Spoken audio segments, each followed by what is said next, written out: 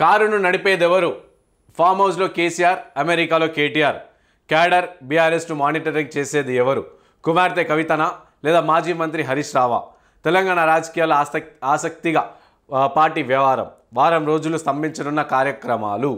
So ఇట్లా కవిత అంటే ఎందుకంటే మనం చూసినాం, ఇటు కేటీఆర్ ఏమో అమెరికా పర్యటనకు పోయిన పరిస్థితి, అండ్ అలాగే కవితనేమో అలిగిన పరిస్థితి, అండ్ అలాగే కేసీఆర్ ఏమో ఫామ్ హౌస్లోనే ఉన్నారు. ఇక ఈ వారం రోజుల పాటు అంటే నెక్స్ట్ మంత్ వచ్చే నెల 4వ తారీఖు వరకు కేటీఆర్ ఆ నుంచి రాడు, ఎందుకంటే వర్కింగ్ ప్రెసిడెంట్గా ఆయన ఉన్నాడు. సో అమెరికా పర్యటనలు ఉన్నారు. సో 1వ తారీఖు పార్టీ రజతోత్సవ సభ అమెరికాలో చేస్తారంట. దాని తర్వాత సో 4వ తారీఖు రిటర్న్ వస్తారు. సో అప్పటిదాకంటే కంప్లీట్గా ఒక వారం రోజుల పాటు పార్టీని చూసేది ఎవరు అని చెప్పేసి కూడా వార్త వచ్చింది. ప్రధానంగా బీఆర్ఎస్ పార్టీని వారం రోజుల పాటు ఎవరు గైడ్ చేస్తారు, పార్టీ క్యాడర్కి ఎవరు అండగా ఉంటారనే దానిపై రాష్ట్ర రాజకీయాల్లో ఇప్పుడు ఆసక్తికర చర్చ నడుస్తుంది. ఇన్ఛార్జిగా కల్వకుంట్ల కవిత వ్యవహరిస్తారా, లేకుంటే హరీష్ రావు ఉంటారా అనేది హాట్ టాపిక్ అయింది. ఎవరికి అప్పగించినా ఇబ్బందులు తప్పవని భావిస్తున్నారా అనేది కూడా చర్చకు దారితీస్తుంది. లేకుంటే అమెరికా నుంచి కేటీఆర్, ఫామ్ హౌస్ నుంచి కేసీఆర్ నేతలను గైడ్ చేస్తారా అనేది క్యాడర్లు చర్చించుకుంటుంది. ప్రస్తుతం రాష్ట్ర రాజకీయాల్లో పాటు పార్టీలోని కొన్ని ఆసక్తికర పరిణామాలు కూడా చోటు చేసుకుంటున్నాయి. ఈ తరుణంలో సో కేటీఆర్ అమెరికా వెళ్ళడం, అమెరికా టూర్లు ఉండడం, మళ్ళీ వచ్చే వారం 4వ తారీఖు రావడం కూడా ఇదంతా కూడా గందరగోళంగా కనిపిస్తుంది. ఎందుకంటే పార్టీలో అసలు ఏం జరుగుతుంది? కవిత కంప్లీట్గా పార్టీని కొలాబ్ చేస్తుందా, లేకుంటే కేటీఆర్ అహంకారంతో ఈ విధంగా అంతా జరుగుతుందా, లేక కేసీఆర్ మౌనం వల్ల ఇదంతా జరుగుతుందా అని చెప్పేసి కూడా పార్టీలో చాలా వరకు ఒక పెద్ద క్వశ్చన్ మార్క్ అనేది కనిపిస్తుంది. సో చూద్దాం. సో కేటీఆర్ అందుబాటులో లేకపోవడం కొంత ఇబ్బందికరమేనని పార్టీ వర్గాలు భావిస్తున్నాయి. సో గైడ్ చేసేది ఎవరు? వర్కింగ్ ప్రెసిడెంట్గా కేటీఆర్ అమెరికా పర్యటనకు వెళ్లారు. జూన్ 4న హైదరాబాద్కు తిరుగు పయనం కానున్నారు. అయితే ఈ వారం రోజుల పాటు పార్టీని ఎవరు ముందుకు నడిపిస్తారనేది హాట్ టాపిక్గా మారింది. పార్టీ అధ్యక్షుడు కేసీఆర్ ఎర్రవెల్లి ఫామ్ హౌస్కు పరిమితం అయ్యారు. ఆయన అసెంబ్లీ సమావేశాల సమయంలో తెలంగాణ భవన్లో నిర్వహించిన బీఆర్ఎస్ బిల్ సమావేశంలో హాజరై ఎమ్మెల్యేలకు సభలో అనుసరించాల్సిన అంశాలపై దిశానిర్దేశం చేశారు. ఇక ఆ తర్వాత పార్టీ క్యాడర్తో మళ్ళీ సమావేశాలు నిర్వహించారు. ఫామ్ హౌస్లోనే నేతలతో భేటీ నిర్వహిస్తున్నారు. అయితే ఇప్పటి వరకు కేటీఆర్ పార్టీ వ్యవహారాలు చూసుకుంటున్నారు. పార్టీ నేతలు క్యాడర్ దిశానిర్దేశం చేయడంలో పాటు ప్రభుత్వం అనుసరిస్తున్న విధానాలపై ఎప్పటికప్పుడు ఎత్తి చూపుతున్నారు. అయితే కేటీఆర్ అమెరికా వెళ్లడంతో పార్టీ శ్రేణులు ఎవరు గైడ్ చేస్తారనేది ఒక పెద్ద చర్చ జరుగుతుంది. సో ఇట్లా గతంలో చూసినా మనం కేసీఆర్ ఇటు అసెంబ్లీ సమావేశాలు ఉన్నప్పుడు ఒక్కరోజు 2 సార్లు వచ్చి వెళ్ళిపోయాడు. దాని తర్వాత తన ఫామ్ హౌస్లోనే కంప్లీట్గా క్యాడర్ని పిలిపించుకొని అలా మాట్లాడి అసెంబ్లీలో ఏమేమి మాట్లాడి ఎట్లా ఉండాలో అవన్నీ దిశానిర్దేశం చేసిరు. ఇక దాని తర్వాత పార్టీలో మళ్ళీ ఎప్పుడైనా మాట్లాడిన వాళ్ళ నాయకులతో వాళ్ళ క్యాడర్తో ఎప్పుడు లేదు. ఇక కేటీఆర్ రెగ్యులర్గా కలుస్తుండే. ఇప్పుడు కేటీఆర్ కూడా కంప్లీట్గా అమెరికా పోయింది. కాబట్టి ఇక 4వ తారీఖు దాకా వచ్చే నెల 4వ తారీఖు దాకా బీఆర్ఎస్ పార్టీ గతి ఏంది అని చెప్పేసి కూడా వచ్చింది.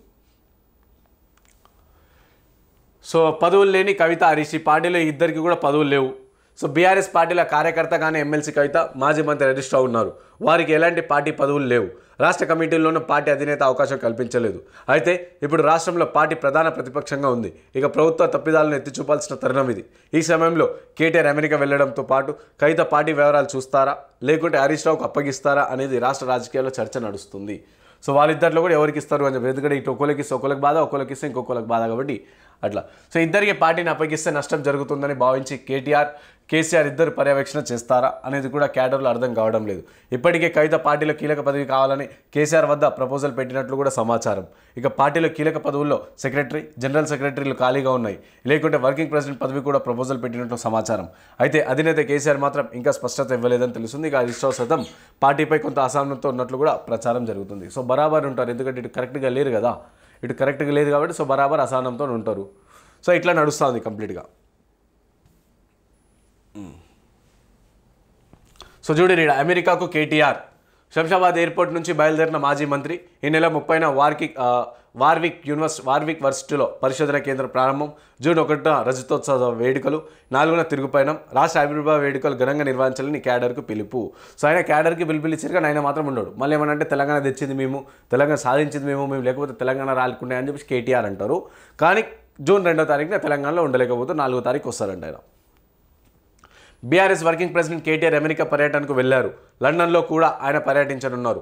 మంగళవారం శంషాబాద్ ఎయిర్పోర్ట్ నుంచి వారం రోజుల పర్యటనకు మాజీ మంత్రి బయలుదేరి వెళ్లారు. ఈ నెల 30న యూకేలోని వార్విక్ యూనివర్సిటీ సైన్స్ పార్క్లోని పరిశోధన కేంద్రాన్ని ప్రారంభించనున్నారు. అదేవిధంగా ఇండియా వీక్ 2025కి హాజరు కానున్నారు. జూన్ 1న డల్లాస్లోని జరగనున్న బీఆర్ఎస్ రజతోత్సవ వేడుకలు పాల్గొంటారు. ఇక అమెరికాలో ప్రవాస భారతీయులతో ప్రత్యేక భేటీ నిర్వహించనున్నట్లు తెలిసింది. జూన్ 4న తిరిగి కేటీఆర్ హైదరాబాద్కు రానున్నారు. ఇక రానున్నట్లు పార్టీ వర్గాలు తెలిపాయి. కేటీఆర్తో పాటు మాజీ మంత్రులు గంగుల కరుణాకర్, కొప్పుల ఈశ్వర్, మాజీ ఎమ్మెల్యే కురంకంటి చందర్ తదితరులు ఇక వీళ్ళందరూ కొంతమంది పార్టీ ఎమ్మెల్యేలు వాళ్ళ క్యాడర్ని పట్టుకొని అందరూ అమెరికా పోయారు. ఘనంగా ఆవిర్భావ వేడుకలంట. రాష్ట్రంలో ఆవిర్భావ వేడుకలు బీఆర్ఎస్ పార్టీ ఆధ్వర్యంలో ఘనంగా నిర్వహించాలని పార్టీ శ్రేణులు కేటీఆర్ పిలుపునిచ్చారు. ఈ మేరకు మంగళవారం మీడియాకు ప్రకటన విడుదల చేశారు. తెలంగాణ భవన్లో జూన్ 2న పార్టీ వ్యవస్థాపక సభ్యుడు ఎమ్మెల్సీ మధుసూదనాచారి పాల్గొని జాతీయ జెండాను పార్టీ పతాకాన్ని ఆవిష్కరిస్తారని తెలిపారు. ఈ వేడుకల్లో పార్టీ సీనియర్ నేతలు, కార్యకర్తలు పెద్ద ఎత్తున పాల్గొనాలని కూడా కోరారు. అదేవిధంగా రాష్ట్ర వ్యాప్తంగా అన్ని జిల్లాల్లో పార్టీ కార్యక్రమాల్లో పార్టీ అధ్యక్షుల ఆధ్వర్యంలో జాతీయ జెండాను ఎగురవేసి సంబరాలు జరపాలని సూచించారు.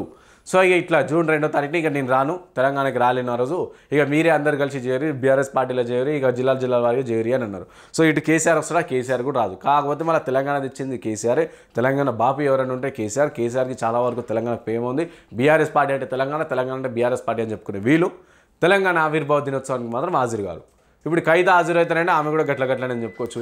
ఇటు హరీష్ రావు హాజరవుతారంటే ఆయన కూడా గట్లని చెప్పుకోవచ్చు. ఇక గిట్ల నడుస్తుంది ఇలా పార్టీ వ్యవహారాలు తతంగం. మళ్ళీ ఏమనంటే మళ్ళీ ఆవిర్భావ వేడుకలు హాజరు గారు.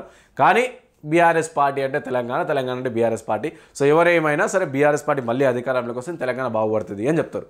మళ్ళీ అధికారంలోకి వస్తే బాగుపడుతుంది అని చెప్తారు. కానీ అదే ఆవిర్భావ వేడుకలకు మాత్రం తెలంగాణకు రానికి చేత కాదు వీళ్ళకి.